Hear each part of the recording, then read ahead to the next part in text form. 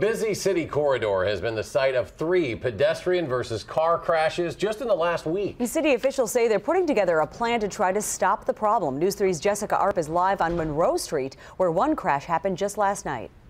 Well, that's right. A 61-year-old woman was injured while crossing Monroe Street right here at Knickerbocker when she was hit by a 17-year-old boy. It is the 3rd crash on Monroe Street in a week and a problem that city officials are trying to head off. Some days it's just an exciting notion to get safely across Monroe Street. While the speed limit is 25 and the street is lined with flags for walkers, the waiting can be the hardest part. I've had numerous times where I almost had an accident because someone wasn't watching and they're just zipping through when I have the right-of-way. The street has been a busy corridor for years and was actually the first to try out the crosswalk flags. But 3 pedestrian versus car crashes in a week on the street have police and traffic engineering officials trying to figure out why it's happening. Well, whenever there's a pattern like this, it does concern us.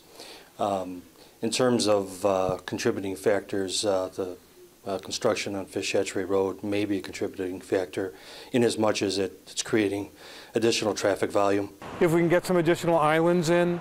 The street is scheduled for a redo in 2014, which gives the city an opportunity to make some changes, as they did on Williamson Street last year. We did a number of things there in terms of a lot of colored crosswalks, more heavy treatments in terms of the painting of the crosswalk.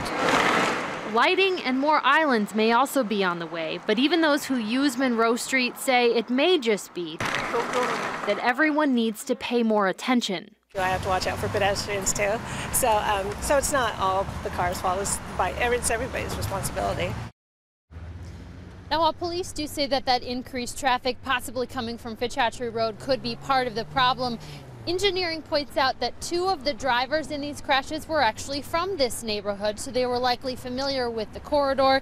And oddly enough, police were actually holding a meeting in the neighborhood last night about pedestrian safety issues when the woman was hit here in this intersection. It is tricky to get across. Their cars fly down that route. Now, what actions are police taking, Jess?